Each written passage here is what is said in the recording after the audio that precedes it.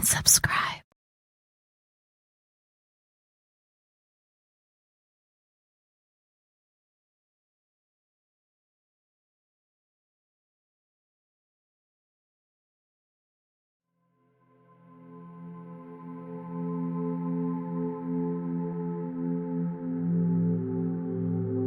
That night the family called in a doctor they could trust and who had known the twins for many years. I knew that technically Ronnie was insane and did my best to get him into hospital. He was in a dreadful state. All I could do that night was give him sedatives and warn the family what would happen if he didn't get the treatment that he needed. Most of the family agreed with the doctor, but Reggie was adamant. Just give him time and peace and quiet. He'll be all right. To give him this, he moved with Ronnie into a third-floor luxury flat off the Bayswater Road. He never left his brother's side now and tried everything to cure him. Fresh doctors, new drugs from America, trips to the country. But each day Ronnie seemed worse, and ultimately drink was all that would keep him quiet.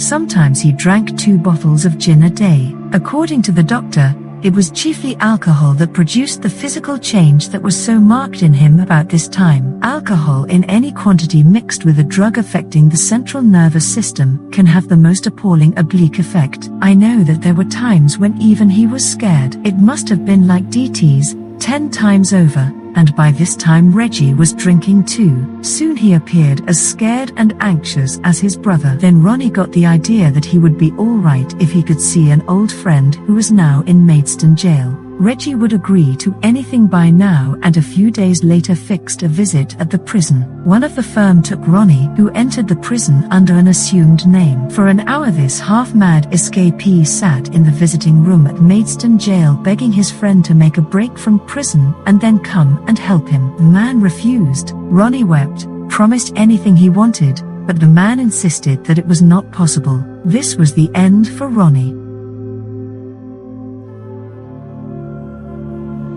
Back at the flat that night he tried to kill himself. Reggie prevented him and then rang Charlie Kray. At last, he agreed the family was right. Ronnie's one hope now was to get to hospital. Next morning the Kray family called at Scotland Yard. This was against everything they believed in, but they were giving Ronnie up. By an ironic twist, the duty sergeant could not find the name on the wanted list, and there was a long wait before the police agreed to act at all. Finally, it was arranged for them to call at Valence Road at 2 a.m. the following morning. The brothers gave their word that there would be no trouble. That evening the twins had supper with the family at Valence Road. It was a tense meal, and although Ronnie drank a lot, for once he seemed unable to get drunk. Somebody offered him 2 powerful sleeping tablets saying they would be good for his headache. He took them, but they had no effect. Sensing that something was not right, he started shouting and then weeping. His mother calmed him and he went on drinking until long past midnight.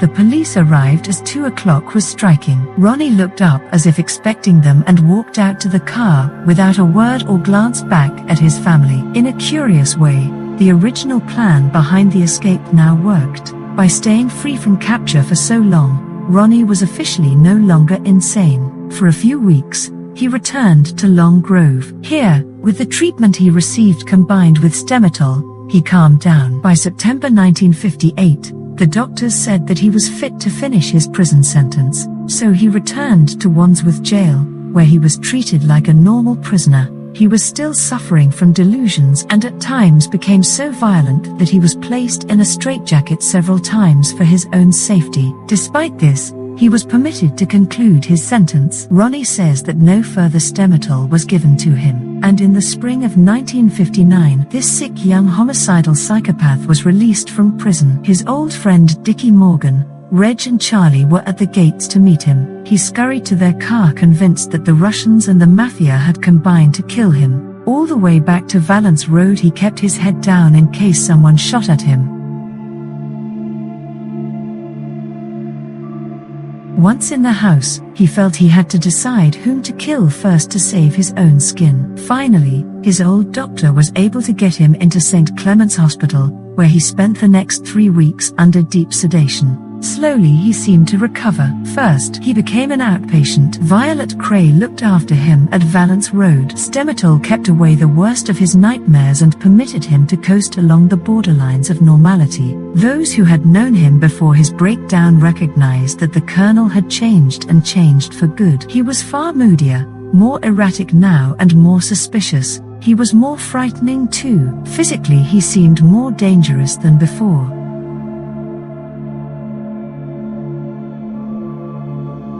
The change in his appearance which he had first noticed in the mirror in his cell at Camp Hill had grown worse. No longer was he identical with Reggie. It may have been the combination of the drink and drugs that did it. It may have been the physical change that sometimes goes with acute cases of schizophrenia. Whatever the cause, his features coarsened, neck and jawline thickened, flesh round the eyes closed in. Reggie would keep his looks, Ronnie would be a monster. As for his mind, this had recovered from the breakdown. Soon he would cope again with life after a fashion. But all the dangerous tendencies of this time would remain behind the thin veneer of drugs. Provided he kept calm, he would survive.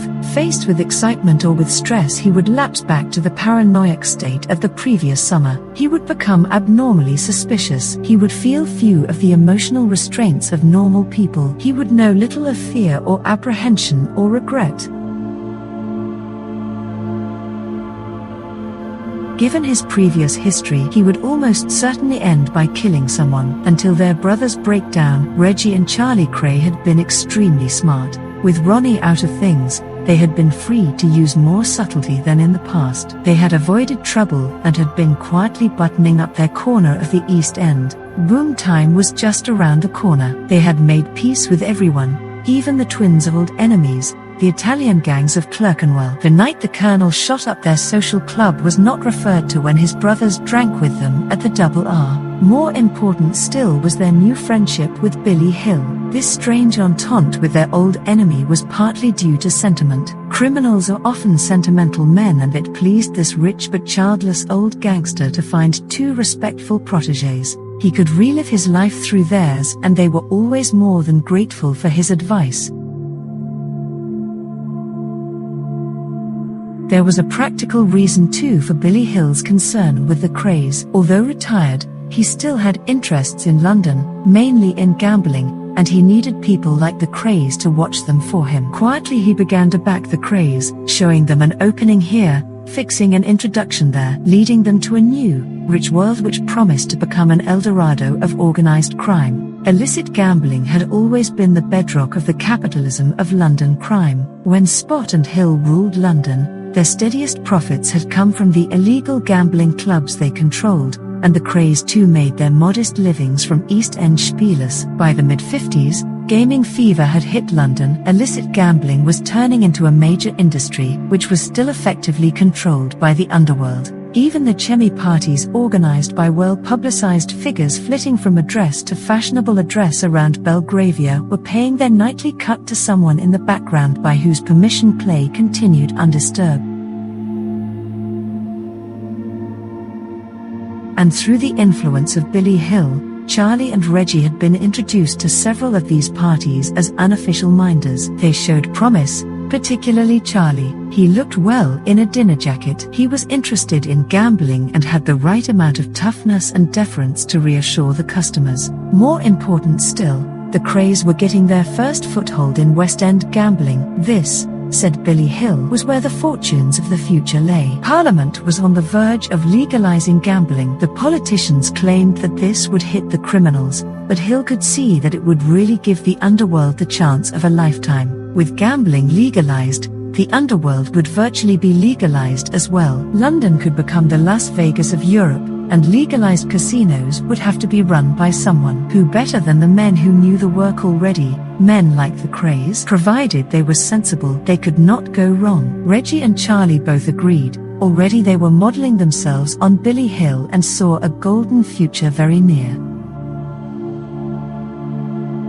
They would polish up their image and concentrate on their clubs, leaving behind the rough and tumble of the East End dirty work. The understanding with the Italians would be consolidated, their entry into West End gambling exploited for all it was worth, and then with Billy Hill as advisor, They would be set to take over a club or two in the West End once gaming was legalized. From then on, life would be simple, no need for villainy. A good lawyer and accountant would handle their affairs and advise them where to invest their surplus earnings. They would be businessmen with a country house and a flat in town.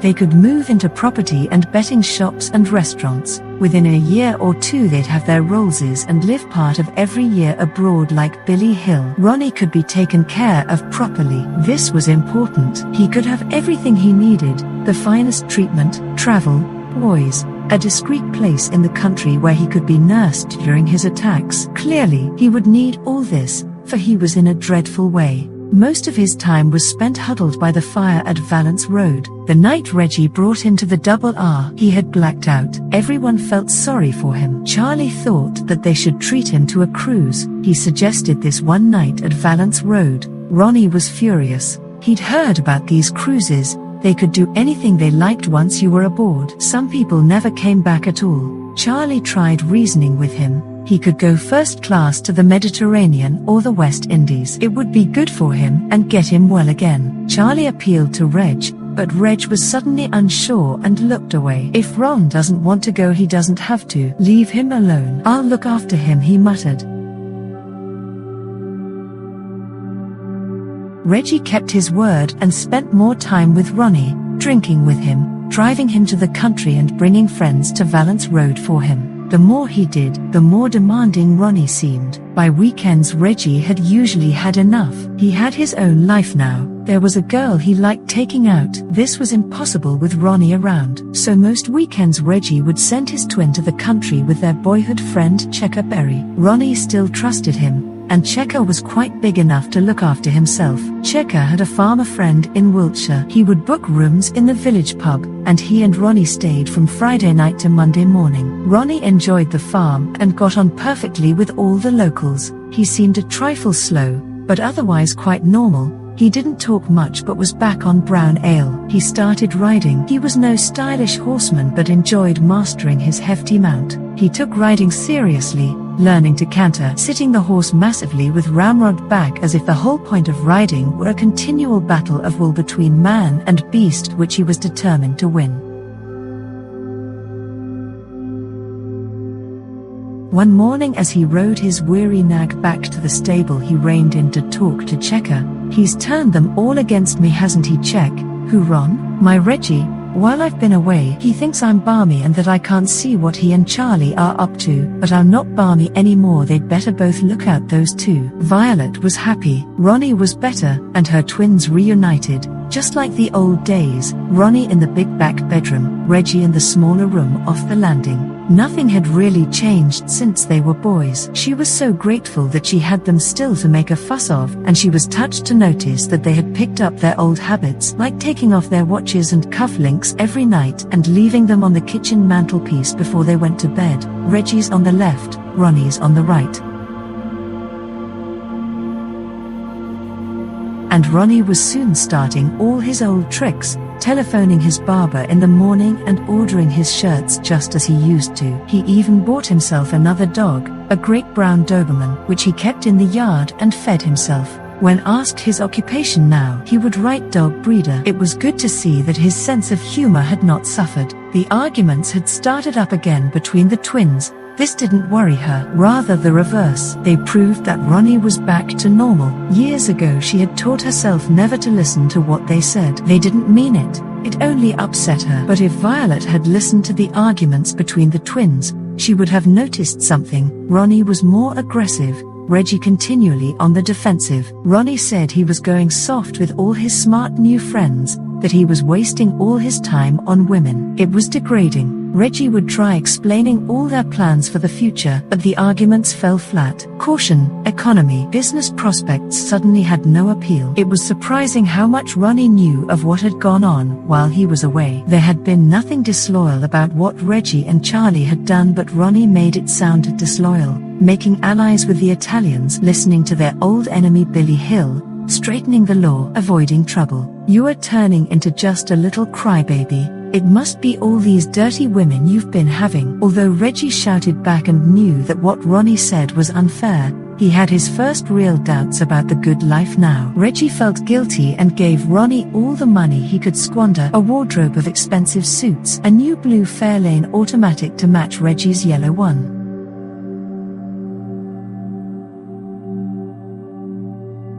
He also paid for Ronnie's weekend trips to Jersey. Ronnie had 2 new boyfriends, brothers, and since he dreaded being caught for homosexuality in England, he felt safer taking them to Jersey. Reggie imagined that these trips away were keeping Ronnie out of trouble in the East End, but Ronnie was emerging from his breakdown fast. Reggie's first warning came when he heard that Ronnie had been into a gambling club in Valence Road, threatening to break it up and asking for a pension of £10 a week. This was absurd since Reggie was part owner of the club himself, but instead of facing Ronnie, he told the manager to pay him. Then came more serious trouble. Ronnie persuaded Reggie to take him to a meeting with the Italians. There was a matter of some delicacy to be discussed, a compromise over their gambling interests. Diplomacy was needed. Ronnie lumbered to his feet and started shouting that the Krays had no need of a bunch of cheap Italians. When he stormed out, Charlie attempted to apologize. Their friends were sympathetic. Of course, they understood about the poor boy and what he had been through in prison, but they all knew that nothing could be quite the same again. Ronnie had smashed 2 years of carefully nurtured understanding. This was the first time Reggie showed that he knew what was happening. He drove to Valence Road with an old friend and asked him wearily, "What can I do about Ron? He's ruining us. I know we ought to drop him, but how can I? He's my brother and he's mad. Without me, God knows what he'll do." A fortnight later there was a rally at the billiard hall. It was like old times with all the lights on and the smoke and crates of beer and the Colonel back in his favorite chair opposite the door. There were a few old faces, but many more had come from other parts of London. The Colonel had been busier than anyone suspected. He looked delighted with himself. He wore a new blue suit, new spectacles and held a gleaming cutlass. A huge dog slobbered at his feet and growled when anybody came close. Ronnie's 2 boys were there. He'd never been with them on show like this before. Reggie glared at them when he entered. They grinned back at him. Ronnie smiled. "All of the enemy will be at the hospital tavern tomorrow night," said a white-faced boy with spots. "All of them?" asked Ronnie. "The whole of Watney Street. They'll be expecting you." "We'll be expecting them. It's time we got our own back for what happened when I went away. Some people think they can forget a thing like that. Some people have been getting soft. I think it's time we had a little war." Reggie said nothing. Next night there was a full-scale bar fight at the hospital tavern. Both gangs were armed with knives and chains and knuckle dusters, but the twins proved invincible as ever. Reggie discovered something he had nearly forgotten: the strength that surged up in him as he and Ronnie lost themselves in a fight. He had no sense of danger, only of power and a driving impulse to destroy. Nobody could resist them, and when the bar was empty and the last of the Watney Streeters were scrapping in the street, Reggie was standing amid broken chairs and a carpet of smashed glass, not realizing that the fight was over. He took the microphone the singer used on Saturday nights, turned it full on and bawled through the loudspeakers that if Watney Street wanted any more, the Krays were ready for them. No one answered. He shouted again, but the police cars were screeching up outside and everybody running. Then Ronnie was beside him, saying they must get away. As they slipped past the crowd, there were ambulances, blue lights flashing. At Valence Road, they both went through the old routine of cleaning up at their Aunt May's house next door before saying goodnight to their mother. Next day the headlines said the East End had had its worst gang fight for years. Neither police nor crime writers seemed to know why. From that night, Reggie's divided life began again. He became thin-faced and his hunted look reappears in photographs. After a few gins, he could usually convince himself that everything was as it had always been. He had his car, his friends, his money and his clubs. But however much he drank, he never seemed able to bring back the future he and Charlie had once planned so carefully. In the old days, he had been able to stand up to Ronnie, Now it was different. Ronnie was wilder, and once he was back with him, all of his other life seemed pointless and unreal. In the late 50s, London's gang battlefields were changing. Violence was building up in Paddington and Notting Hill as rival groups horned in to milk the gambling, prostitution and rent rackets of West London. These were not Kray lands. There was no money here for them, and from the press exposes of the time it was clear that the law would soon be cracking down.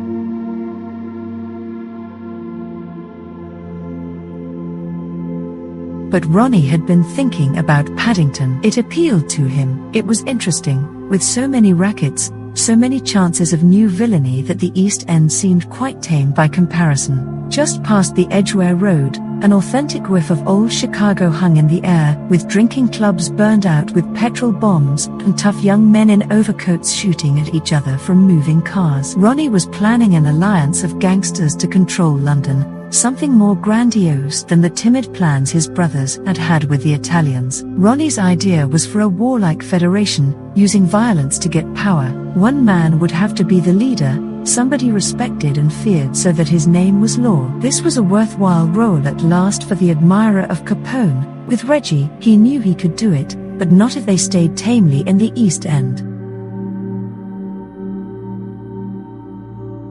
One gang in Paddington required help. If the twins gave it, they would have friends there and the chance to move on to the West End. The planning and discussions of his idea occupied the Colonel's energies, deals, secret meetings, payoffs, promises, and when the time for action came he kept his word, leading his cockneys into several of the bloodthirstiest fights West London saw in the summer of 1959. Reggie complained that they were wasting their time, but he was always there when it mattered. The Colonel felt that his scheme was working. Financially it was a disaster. By alienating all those business-minded gangsters the Krays relied on for their income, Ronnie destroyed 3 years' careful work in as many months. Certainly they had no chance now of the neat slice of Mayfair gambling they had expected. The billiard hall closed down, the takings from the Double R and the Spieler in Wellington Way barely met Ronnie's extravagances. The Colonel's dreams of empire were expensive. The new gang needed to be paid, but Reggie's richer clients stayed clear now, thanks to the twins' new reputation. Before long they would be broke. Ronnie had ways of making money. Often he just asked for it, a loan, a contribution, an investment, and since people were frightened of him, he invariably received a publican, a shopkeeper, an illegal bookmaker. Anybody who was vulnerable was likely to be tapped for £50 or £100 to pay for his evening out. One of his favorite methods was to pawn his big gold watch with a publican for £200 and a week later to ask for the watch back. No one ever had the nerve to refuse him or demand repayment. This suited Ronnie as a means of money grabbing. It kept life simple and flattered his vanity. But there were better ways of making money. The twins knew all about capitalizing on violence. In the past, they had peddled it like any other commodity. This had been Reggie's speciality. If someone had needed hurting or protecting, if a business had to be wrecked or a club destroyed, Reggie had arranged the details like a professional providing any normal service.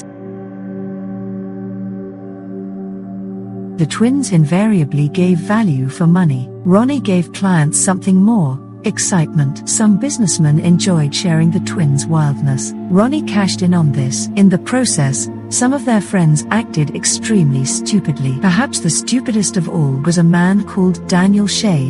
In the summer of 1959, he owned his own car business and was living in an expensive flat in Edgware. He was not particularly honest. According to evidence later produced in court, he already had 13 convictions for various types of fraud. But he was not a dangerous man, quite the reverse. Everyone who knew him found him charming, perhaps a little too easy to do business with and rather kind. He lived well, gambled, but not to excess, and was devoted to his wife. Then he met Ronnie Kray and began boasting of his friendship with the twins. This suited Ronnie. He never minded businessmen using his name provided they paid for the privilege. Shea paid.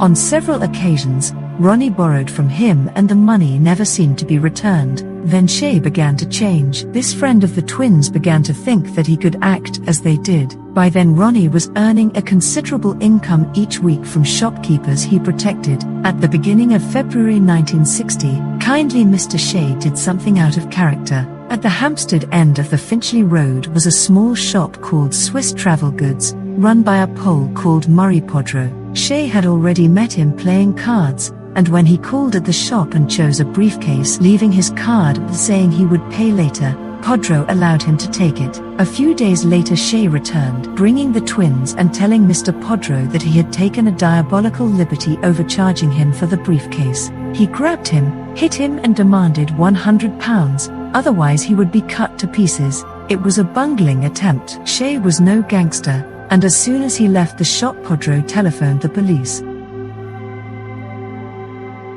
2 days later Shay returned to collect his money. He brought Reggie with him. As they entered the shop they walked straight into the police. At the Old Bailey, Shay was romantically described as running a Chicago-style protection racket and sentenced to 3 years imprisonment. Reggie got 18 months. Ronnie was never mentioned. With Reggie stuck in Wandsworth jail and Ronnie in command, the rampage started.